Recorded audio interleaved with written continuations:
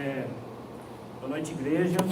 Prazer estar aqui para poder pregar para vocês novamente, apesar de todas as nossas dificuldades.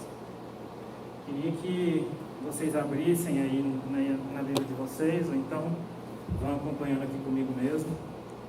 Livro de Jó, capítulo 42. O texto em geral, para vocês terem em mente, eu gostaria que fosse do versículo 1 ao versículo 6, mas eu acredito que por questões de horário eu vou só até o versículo 3, mas a gente vai ler até o versículo 6. Deus permitindo, em outra ocasião eu finalizo com os versículos 4, 5 e 6. Então vamos ler. Eu leio na nova versão transformadora. Então Jó respondeu ao Senhor: sei que podes fazer todas as coisas, nenhum dos teus planos pode ser frustrado. Tu perguntaste: quem é esse que obscurece o meu conselho sem conhecimento? Perdão, gente, está diferente aqui, vou voltar. Então Jó respondeu ao Senhor: sei que podes fazer todas as coisas, e ninguém pode frustrar teus planos. Perguntaste: quem é esse que, com tanta ignorância, questiona a minha sabedoria? Sou eu. Falei de coisas de que eu não entendia, coisas maravilhosas demais que eu não conhecia. Disseste: ouça, e eu falarei. Eu lhe farei algumas perguntas, e você responderá. Antes, eu só te conhecia de ouvir falar. Agora, eu te vi com meus próprios olhos. Retiro tudo que disse e me sinto arrependido no pó e nas cinzas. Feche seus olhos, vou orar com vocês. Senhor, nós nesse momento não temos outra alternativa a não ser reconhecermos a Tua grandeza, a Tua magnificência e a nossa pequeneza, Senhor.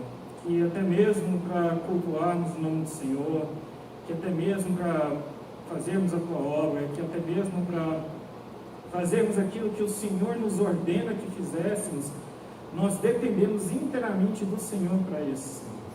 Por isso nós reconhecemos que do começo ao fim, a Tua obra de salvação é Tua e Tua somente. Nós somos apenas pessoas privilegiadas de sermos usadas pelo Senhor para fazermos essa obra como instrumentos nas mãos do Senhor. Mas nós queremos render a Ti, Senhor, toda a honra, toda a glória e todo o louvor em tudo que nós fizermos. Que o que eu venha falar aqui não seja da minha própria cabeça, não sejam as minhas próprias ideias, mas sejam aquilo, Senhor, que o Teu Espírito Santo inspirou esses homens a escreverem esses livros para nos falarem hoje a nós, Senhor, porque toda a Escritura é útil para o nosso ensino, para a edificação da nossa fé. Que isso possa ser uma bênção para a vida de cada um aqui, é o que nós te oramos, te agradecemos. Amém. Amém, pessoal. Então, estou chamando esse estudo bíblico aqui de consolo além do entendimento, à luz de Jó, capítulo 42, versículos 1 a 6, e essa seria a parte 1 de 2. Então, só fazendo uma breve introdução, porque eu resolvi começar no final do livro de Jó. Então fica um pouco complicado se eu não falar um pouco do livro. Então Jó, ele é classificado dentre aqueles livros de poesia e de sabedoria do Antigo Testamento, juntamente com Salmos, com os Provérbios, com Eclesiastes e com Cantares de Salomão. Entretanto, Jó, diferente de todos esses livros que eu citei, ele é o único que narra uma história linear, uma história verídica também, com começo, meio e fim.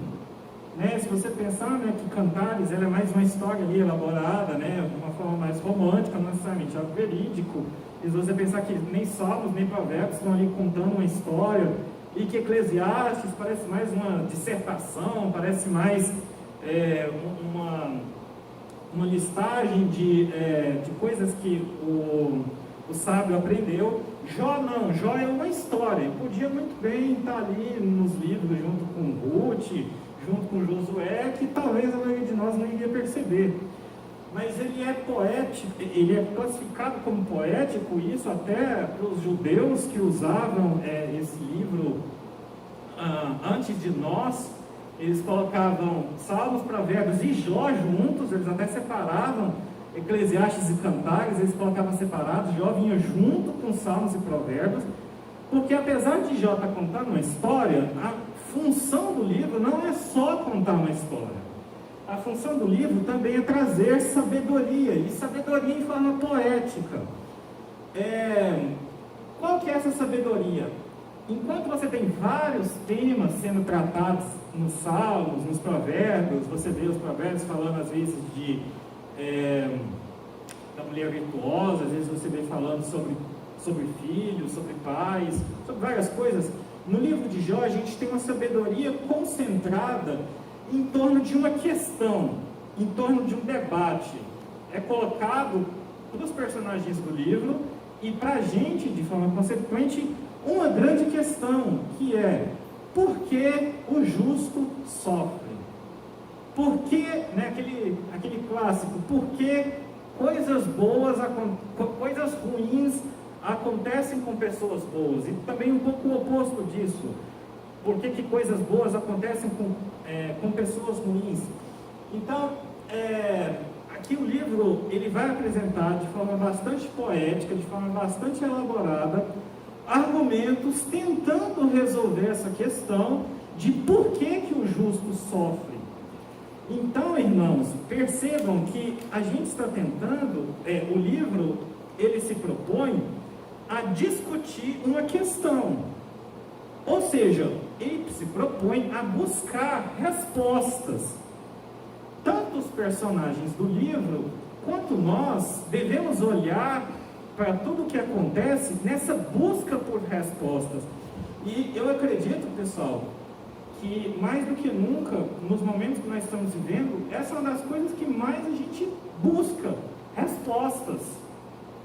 A gente quer entender. A gente, como ser humano, a gente tem essa tendência de não se contentar com as coisas do jeito que elas são, mas sim de tentar encontrar o motivo, o mecanismo que está por trás daquilo. E aí a gente tem que olhar para o livro de Jó como pessoas buscando, tem que ver a nós mesmos como pessoas que buscam as respostas como os personagens do livro. Vocês não podem pensar que aqueles argumentos que estão sendo colocados pelos personagens no livro são as respostas que você está procurando. Não são. Os personagens, eles estão tão perdidos no debate quanto você. Então, de certa forma, é um livro até bastante humano, porque enquanto você tem de Provérbios e Eclesiastes, por exemplo, são bastante sábios, em que você pode ler Provérbios, você pode ler Eclesiastes, você pode ler Salmos, você pode encontrar lá as respostas, a sabedoria. Aqui no livro de Jó é um pouco diferente. Aqui no livro são os personagens que também estão buscando essa resposta junto com você. E isso é muito significativo por causa da questão que se levanta, que é uma questão extremamente difícil, que é por que o justo sofre. Então, o fato de você ter um livro inteiro dedicado com pessoas fazendo perguntas juntamente com você, mostra o quanto essa questão é difícil. Quanto isso é difícil para entrar na nossa cachola. E para eles também. Para eles não era diferente. E aí, vamos só ver então uma recapitulação do que aconteceu no livro de Jó. A gente tem que Jó é colocado como um homem íntegro, correto, que temia a Deus. Depois a gente tem Satanás desafiando essa integridade de Jó, com intenso sofrimento sobre a vida dele. Os amigos de Jó vêm então ao seu encontro e passam a questionar a integridade dele, enquanto Jó defende a sua própria integridade e clama por respostas que expliquem o seu intenso sofrimento que ele também expressa. E por fim, nessa última parte, a gente tem Deus se revelando e demonstrando a Jó a sua soberania sobre toda a criação. E aí, então, você tem Jó introduzido, acontece muita coisa ruim com ele discute com os amigos dele, Deus se apresenta, dá os argumentos dele, e agora a gente vê Jó respondendo. Então o texto já começa dizendo: então Jó respondeu ao Senhor.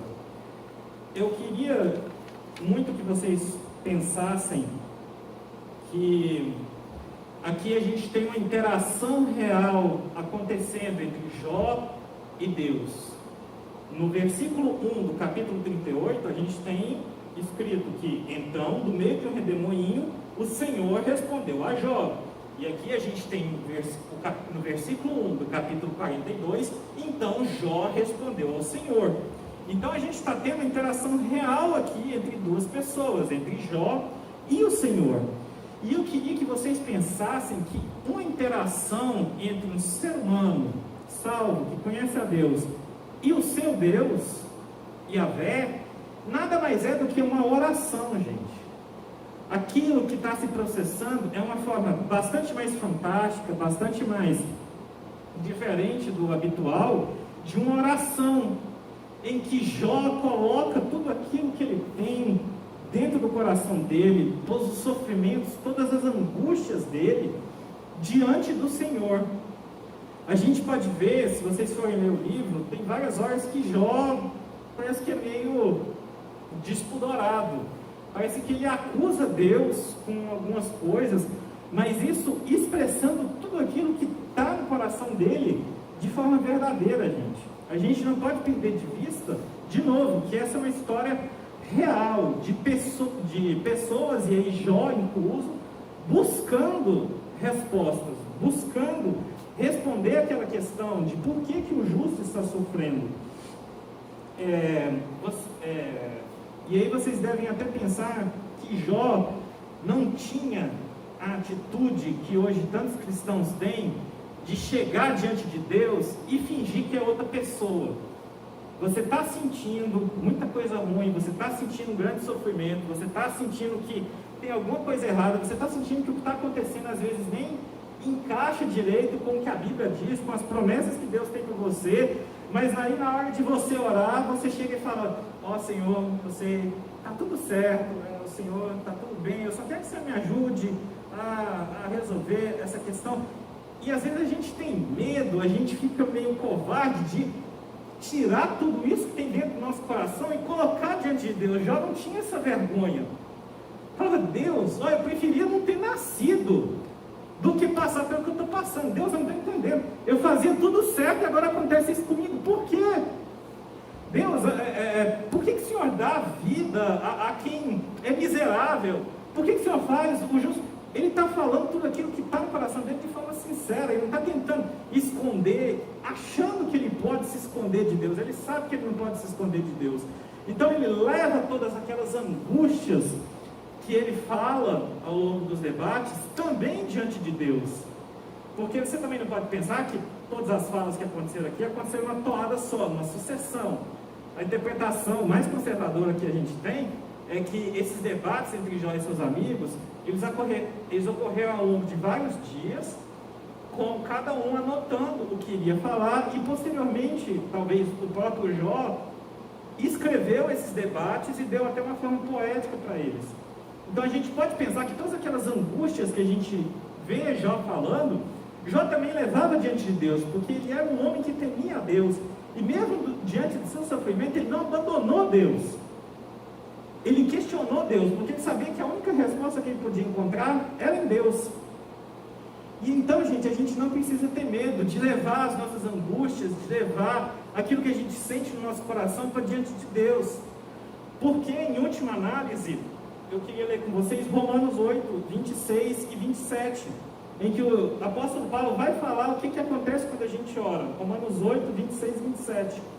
Da mesma forma, o Espírito nos ajuda em nossa fraqueza, pois não sabemos como orar, mas o próprio Espírito intercede por nós com gemidos inexprimíveis. E aquele que sonda os corações conhece a intenção do Espírito, porque o Espírito intercede pelos santos, de acordo com a vontade de Deus.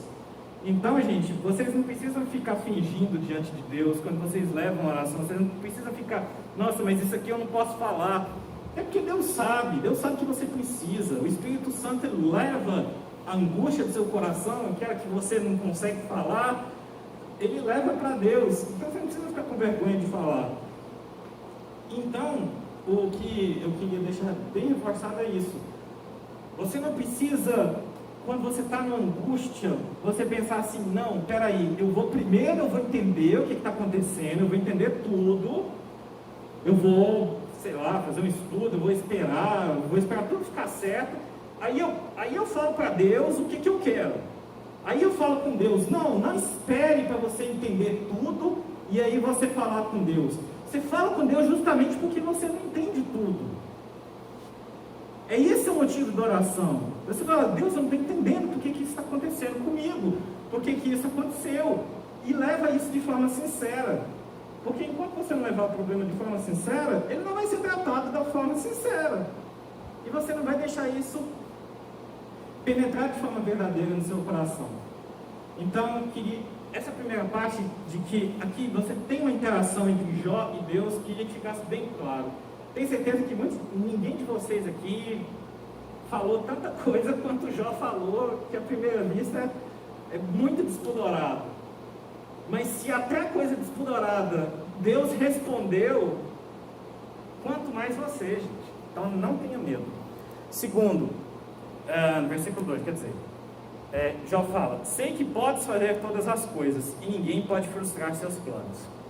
Então, como eu falei, gente, todo o livro de Jó, ele é um livro que busca essa questão, que busca as respostas. E Jó está nessa... entre Jó e os amigos dele estão mais lá para espizinhar ele do que propriamente para consolar ele. Jó que verdadeiramente está interessado na pergunta. Os outros estão lá meio que para fazer valer a religião que eles tinham lá. E Jó queria obter consolo com a resposta das perguntas que ele colocava. Então ele perguntava, por exemplo, Deus, lá no capítulo 30 do livro de Jó, no capítulo 31, versículo 2 a 4, olha o tanto de pergunta que Jó faz. Pois o que Deus lá de cima escolheu para nós? Qual é a nossa herança do Todo-Poderoso que está lá no alto? Não é calamidade para os perversos e desgraça para os que praticam o mal? Afinal, ele não vê tudo que faço, cada passo que eu dou? E várias outras perguntas. Senhor, por que está acontecendo? Senhor, por que não sei o que? Senhor, não sei o que lá. Jó achava que ele iria obter consolo se Deus viesse e respondesse as perguntas dele, as perguntas que ele estava fazendo. Como se Deus estivesse no banco dos réus, como réu, e vocês sabem que, ou como testemunha, e vocês sabem que, embora tenha o direito do réu não falar nada, mas ele tem que responder estritamente aquilo que foi perguntado. Ele não pode responder aquilo que não foi perguntado. Ele responde estritamente aquilo que foi perguntado. E Jó estava achando que podia fazer a mesma coisa com Deus. Ai, Deus, eu quero que você responda isso. Porque se eu me responder isso, eu vou ter consolo. Só que, gente, Deus não é um réu no banco dos réus. Deus é soberano. E Deus ama Jó. Então, Deus não dá para Jó a resposta que ele queria. Ele dá para Jó a resposta que ele precisava. São coisas diferentes. A gente nem sempre acha que vai melhorar com aquilo que nós mesmos inventamos que precisamos. Mais frequentemente, nós não sabemos aquilo que a gente precisa. E a gente precisa de coisas tão mais profundas que só Deus conhece e que só Deus, portanto, pode nos dar. A resposta que Deus dá para Jó não é nenhuma daquelas perguntas que ele fez. Não é. Ele vira para Jó e faz um monte de outras perguntas retóricas que na verdade estão tentando demonstrar toda a soberania dele sobre a criação e, creio eu, sobre os poderes e sobre o mal desse mundo, na minha opinião, que é o que é exemplificado nas figuras do Behemoth, do Leviatã, que às vezes dá muita discussão entre crentes, que negócio é esse, né? Behemoth e Leviatã.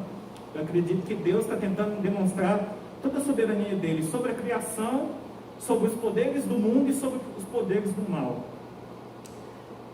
Mas é basicamente isso. Não tem resposta para as perguntas que Jó coloca. Para ter um exemplo mais tosco, gente, é mais ou menos assim. É como se você tivesse uma questão muito dura, muito rígida, alguma coisa muito ruim que aconteceu com você, que você não entende, e que aquilo te angustia, e que aquilo te tira o sono. E a resposta de Deus foi para você fosse: leia Gênesis 1 e 2. No princípio a terra era sem forma e vazia, então Deus disse: haja luz, e criou, não sei o que, não sei o que. E aí talvez você pudesse, se você crente de 2021, pensa: pô, mas que negócio é esse? Eu não quero, o que eu quero saber disso? Eu quero que responda essa pergunta aqui. Mas essa é a resposta que Deus dá para Jó. Jó, você sabe como é que o cabrito se reproduz? Jó, você sabe isso aqui? Você sabe aquilo outro? Essa é a resposta que Deus dá para Jó. E talvez, se Deus desse a resposta para você, você talvez ficasse bravo, ficasse meio revoltado. Mas não foi isso que aconteceu com Jó. Jó foi consolado. Jó entendeu o supremo consolo que era crer, acreditar, ter confiança e ter amizade, ter interação de um Deus que é soberano sobre tudo e sobre todos, sobre o tempo, sobre o espaço. Diante de toda aquela soberania, diante de toda aquela grandeza que foi totalmente descortinada ali nos olhos dele, de Deus mostrando toda a grandeza dele, aquilo atingiu Jó de uma forma que todas as questões que ele tinha, filosóficas, intelectuais, por que o bem, por que a pessoa boa ela é punida, isso não faz com que aqueles que pratiquem o bem fiquem desestimulados, portanto, existe mais estímulo? Não, Deus não está interessado aqui em resolver isso. Essa questão do mal, essa questão do princípio de retribuição, dá um estudo bem mais aprofundado, que vai bem além do livro de Jó, mas aqui, o ponto é que, para o consolo pessoal, Deus não leva isso em consideração, porque Ele sabe que não é disso que a gente precisa. A gente precisa de, entendi, a gente precisa do conforto aqui, a gente precisa do conforto no coração. E a soberania de Deus é uma das coisas que faz a gente ter esse consolo. Nesse momento, gente, isso é pré-Abraão, né? A gente, provavelmente, Jó foi escrito entre o dilúvio ali e o começo da aliança de Deus com Abraão. Então, não existia: eu vou fazer de você uma grande nação. Não existia Isaías falando que ia vir um servo sofredor. Não tinha Jesus vindo e salvando a gente do nosso pecado. O que Jó tinha, provavelmente, gente, era uma transmissão oral que veio do pai dele, do avô dele, dos ancestrais dele, remetendo provavelmente até a Sete, filho de Adão, que passou uma história para ele, para frente, fala: existe um Deus nesse mundo e esse Deus precisa ser adorado. Provavelmente era só isso que Jó tinha. E era essa pouca coisa, essa pouca iluminação que Jó se agarrava. E isso era suficiente para ele, mesmo diante de todo esse sofrimento. Hoje em dia, a gente tem tanta revelação, a gente tem tantas outras coisas, a gente tem um salminho que a gente pode ler de manhã. Jó não tinha um salmo para ler de manhã, não tinha o Senhor é meu pastor e nada me faltará, para ele ler de manhã e se sentir consolado. Ele não tinha nada, provavelmente ele era o único crente ali da região dele. E mesmo assim, a soberania de Deus foi suficiente para consolar o coração de Jó. Versículo 3. Perguntaste: quem é esse que, com tanta ignorância, questiona minha sabedoria? Sou eu. Falei de coisas que eu não entendia, coisas maravilhosas demais que eu não conhecia. Então, gente, aqui a gente vê Jó declarando a sua ignorância. A gente vê que Jó, e a gente percebe isso, que Jó não sofria simplesmente porque ele tinha perdido tudo. Ele sofria porque ele não sabia de tudo também. Ainda tinha muita coisa que Jó ignorava, ainda tinha muita coisa que Jó simplesmente não sabia, muita coisa que Jó pensava errado a respeito de Deus. E isso, gente, não veio com o sofrimento dele. Se era uma coisa que ele não sabia, então, gente, isso vinha desde antes da aprovação dele. Desde antes dele começar a sofrer, ele era ignorante, né? Tem coisas que eu falei de coisas que eu não entendia, coisas maravilhosas demais que eu não conhecia. Ele não parou de conhecer isso depois do sofrimento. É que ele nunca soube isso. Não obstante, o próprio Deus diz que Jó é íntegro e correto. O homem que tinha coisas maravilhosas demais que eu não conhecia, coisas que eu não entendia, esse homem era íntegro e correto, declarado por Deus.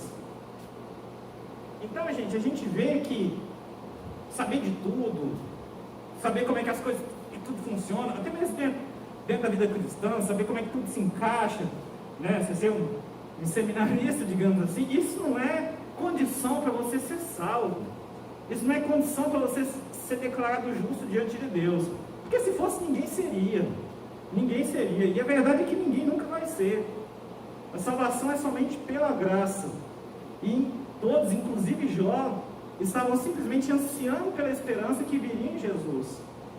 Mesmo Jó não foi salvo por causa dessa integridade que ele tinha. Ele foi salvo por causa da integridade que Jesus concedeu a ele na cruz. O livro de Hebreus fala isso. Então, a ignorância de Jó não tornava Jó um ímpio, tornava Jó um alvo da misericórdia de Deus. O fato de você não saber de tudo, o fato de você ter mesmo essa ideia errada que Jó tinha aqui, que é o princípio da retribuição, que é achar que o justo prospera e o ímpio sofre. Qualquer coisa fora disso está errado, né? E é com base nisso que Jó questiona Deus. Fala, Deus, mas eu sou tão bom, eu não olho nem para as mulheres, as pessoas me olham como sábio, eu não sei o quê. Então ele achava que você ser bom era o mesmo que você ser próspero. Essa é uma ideia errada que Jó tinha. Mas ele sempre teve essa ideia errada. E isso não impediu ele de ser considerado justo. Pelo contrário, isso fez dele um ato da misericórdia de Deus, para ele entender que não era por causa da justiça dele que ele prosperava, mas era por causa da graça de Deus que ele prosperava. De certa forma, até acredito que o período, depois ali do capítulo 2, que Jó tem dois grandes sofrimentos, né? Primeiro ele tem um sofrimento pessoal e material, que ele perde posses, ele perde filhos, e depois ele é atacado na própria carne. E aí o livro fala que em tudo isso Jó não pecou. Eu acredito que aquele ponto ali é o ponto que já tinha encerrado a disputa ali entre Deus e Satanás, que Satanás falou, não, tira dele e aí vamos ver. Eu acredito que ali naquele ponto, capítulo 2, isso já tinha sido encerrado, já tinha passado no teste, e que todo esse período que vem para cá, não é por causa do teste de Satanás, aqui é para tratar o coração de Jó, aqui é para dar mais conhecimento para um homem que não tinha conhecimento, aqui Deus está trabalhando no processo de santificação do seu servo Jó, e com isso também promovendo um bem enorme para toda a igreja, porque essa história vai ser registrada, essa história vai ser lida, essa história vai ser citada por Tiago depois, essa história vai servir de exemplo para a igreja. Então, tudo isso que aconteceu foi para que Jó fosse alvo da misericórdia de Deus. Então, por fim é isso, gente, que a gente reconheça a nossa ignorância e que não deixemos que ela sequestre o nosso caminhar com Deus. Nossa ignorância, ela não é um impeditivo para a gente caminhar com Deus, ela é uma necessidade, ela é uma condição prévia. Não tem como você caminhar com Deus não sendo ignorante, porque se você sabe tudo, então parabéns, você não precisa de Deus. Jesus fala, quem precisa de médico não são as pessoas saudáveis, são as pessoas doentes. Então, não deixemos que a ignorância, as coisas que às vezes a gente não entende, que a gente não sei como é que isso funciona, Deus, para mim isso aqui está em contradição com alguma outra coisa, eu não sei, eu reconheço que eu sou ignorante. Não deixemos que isso seja um impeditivo da nossa relação com Deus, mas permitamos que a gente reconheça isso, e então a gente permita que Deus haja no nosso coração.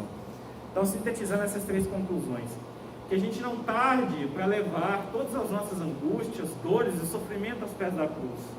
Que a gente leve tudo que a gente tem para diante do Senhor. É isso que Ele nos pede.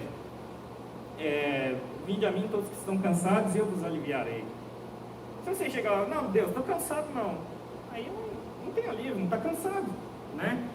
Reconheçamos as nossas limitações e a nossa ignorância e não permitamos que elas nos desanimem de progredir. Deixemos que nós sejamos continuamente aperfeiçoados pelo Senhor no nosso caminhar. E por fim, contemplemos e louvemos o nosso Senhor soberano, que é todo poderoso e todo amoroso. Nesse Senhor a gente pode confiar. Um Deus que é soberano sobre tudo e sobre todos, e que mesmo assim Ele nos ama. E Ele nos ama com amor eterno. E é isso que a gente lembra na morte e ressurreição de Cristo hoje.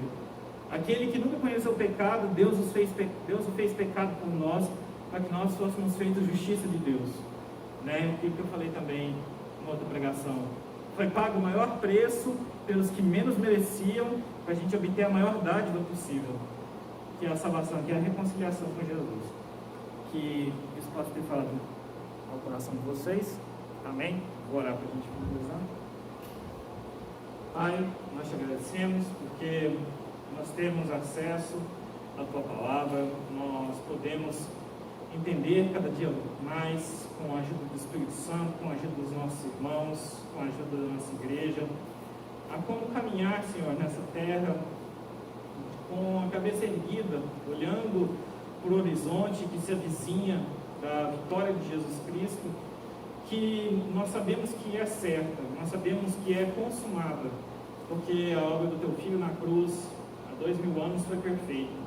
Ele veio, viveu uma vida sem pecado, foi morto de forma injusta, porque nenhum pecado tinha, morreu, passou 3 dias e ressuscitou, foi glorificado, ascendeu aos céus, e nós estamos completamente ansiosos pelo dia que Ele vai retornar para nos buscar. Que nós possamos estar firmes nessa esperança,